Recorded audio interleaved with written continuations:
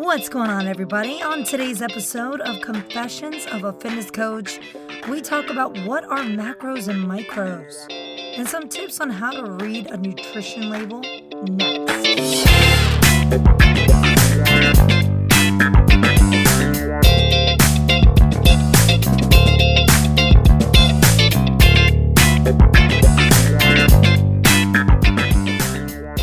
Hey guys, how's it going? Coach Danielle here to chat with you about some fun stuff. Let's get right to it and discuss what is this macro and micro shit people freaking talk about on social media and just in general in the gym. You know what? I had no idea when I first started working out either, so no worries, I got you. So, macros is short for macronutrients, meaning your proteins, your carbs, your fats. And I guess you can throw alcohol in there too. I know y'all's asses drink. Protein is super, super important. It keeps you feeling full. It prevents muscle loss and helps also maintain muscle mass. So having a higher protein diet, in my personal opinion, is key to add to your daily nutrition intake. And even if you are vegan, there are so many plant-based option proteins that you can take as well. So just look into that and find what proteins work best for you to try to get enough into that diet. So foods high in protein would be meats, eggs, fish, dairy, and there's so many awesome protein snacks or powders out there that you can take daily if that is something you are struggling to add to your normal diet. But as always, the best source is through your natural foods. But if you have to, eating the snacks to get your protein up, that's perfectly okay. How do you know when you are getting enough protein? I personally try to eat 1 gram per my goal weight a day. So for me, I try to maintain about 105 to 110 grams of protein a day. That's just my personal diet. You need to see what best suits you. So let's talk about our other macro, fat. Healthy fats are a must, you guys. It keeps the body hormones regulated and it helps give your metabolism a little boost. Good fats help the body absorb the nutrients that you need to function, the brain function. When your body is functioning correctly, you recover way more quick. So you recover quicker as well. And, quick recovery equals being able to get back to lifting those weights for greatness, guys. So, there are differences. Healthy and bad fats. Learn the difference. So now on to carbohydrates. Plain and simple, our bodies use carbs as fuel source. You can fuel your body like a Lamborghini or like a hoopty-ass car. Make sure you are getting premium fuel in your body. Now, where do most Americans get their carbs from? Fried foods, processed foods, and, those sugary drinks. The list goes on. I've been guilty to it, and every once in a while I do indulge. But just know that nutrient-dense carbs are your friends. That's my personal opinion, and I honestly believe in that. They are high in fiber, and, it keeps you feeling fuller longer. And good sources of carbs are in vegetables, fruits, grains, beans, sweet potatoes, nuts, and bad sources of our fried foods, white breads, rices, like the white rice, candy, cookies, pretzels, chips. They leave you feeling tired, bloated, lethargic. And, I'm not saying that you can't have cookies or chips. You can in moderation. And I've tried to switch from the artificially flavored cookies and snacks and try to go with more natural and more organic brands. And honestly, it really has personally made a big difference for me. Now, the question on how much carbs you should take in and on the daily, that varies based on body type, your activity level, and, just your personal goals. I personally try, just me, I try to stay under 130 grams a day. I recommend that you try an app like MyFitnessPal app to help you kind of get a range of where you should be around, kind of like a guideline of where your macros and micros should be hitting. The best way to find out is go to your local nutritionist. Find a good nutritionist. But now that the last micronutrient we want to get to here, and if you want to call it that, is alcohol. No nutritional value in it, guys. Just drink in moderation. If you have a glass or two a night, just know you're adding empty calories to your body that you don't need. If you must, drink in moderation. Now that we know what macros are and why they are important to the body function, let's talk about micronutrients. What are micronutrients? They are the vitamins and minerals required to keep the body functioning properly. They help break down the carbs, the fats, and the proteins, and they kind of turn them into usable energy sources. And it also, it helps protect the brain function and bone density. And having low levels of your vitamins, your minerals, can cause things like thyroid problems, bone loss, mental impairment, poor digestion. Examples of micros are vitamins A, B, C, D, E, iron, calcium, magnesium, zinc, sodium, and really good food sources for micros, things like milk, eggs, cheese, fruits, olives, nuts, seeds, whole grains, leafy greens, stuff like that. And again, that MyFitnessPal app I was telling you about helps you see what foods you're eating that you are getting these nutrients from. Now, this might be TMI, but ever since I started tracking my micros and my macros, I realized how little iron I had in my diet. And then I learned how it was connected with menstrual cramps. And now that I've been adding enough iron to my daily intake, I've noticed that my pain has reduced quite a bit. So I just challenge you to Google micronutrient benefits. And, knowledge is really power. And you have a world of knowledge right in your freaking hands, so use it. It's right there, guys. Stop being blind to it. So now we are good on macros and micros. If you do by chance have further questions on that, please write me on Instagram at Coach Danielle Collette, 2 L's, 2 T's, or write a review on this podcast with your question. Who knows? I might make a podcast on that question. So now let's get into food label tips, like just tips to read the foods. So serving size is the amounts in the package or container, and that one can be really tricky. Amount per serving.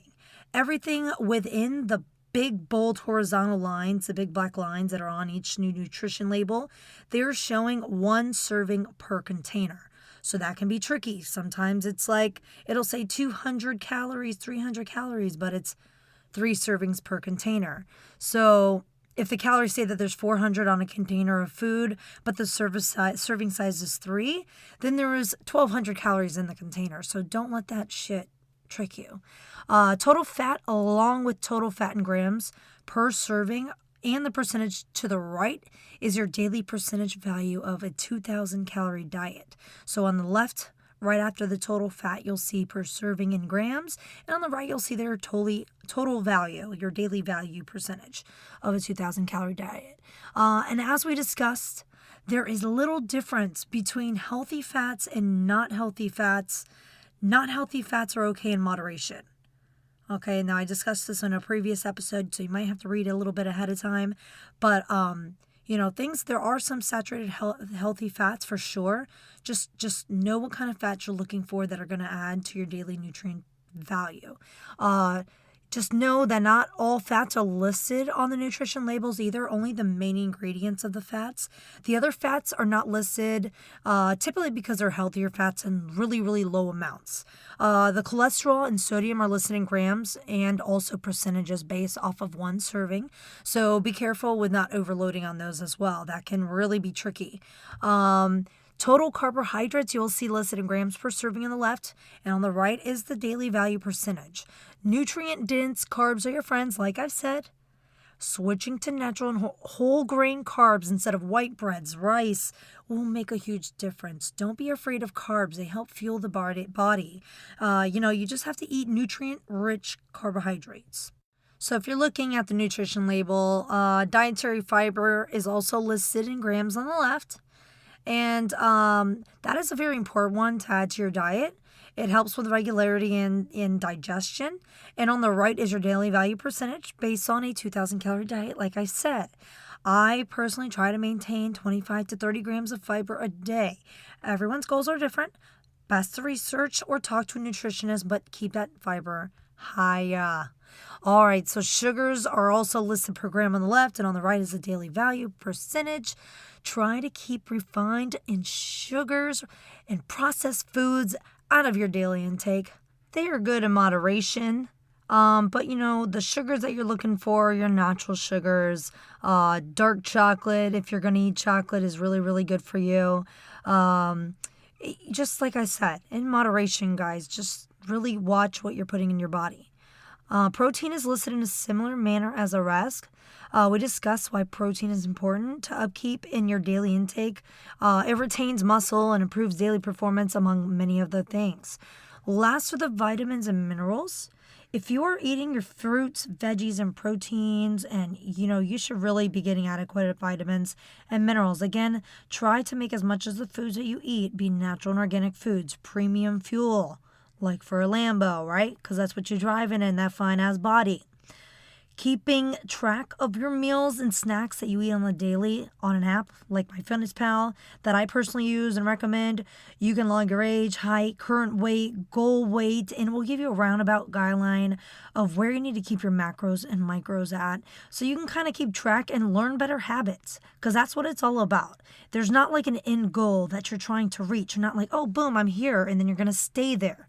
It is consistency. You're going to continue to have to work after you hit to where your goal is. You might have new freaking goals after you hit your goal. Goals have goals, right? Your goals should always have goals. It's also, that app is an awesome way to learn more about food labels. What's kind of cool is you can scan, like whenever you're going to the checkout line and you go, beep, beep. Well, you can kind of do that with your phone to check in what you're eating. So pretty much everything is freaking on there. You can scan everything from the drinks you're drinking, like that have a little, SKU on the back that you can click beep beep on, whatever you call it. I'm crazy, y'all. So on to the next thing. Listen, guys, I know y'all wanted to hear about my Lil Wayne story, so I'm going to give it to you.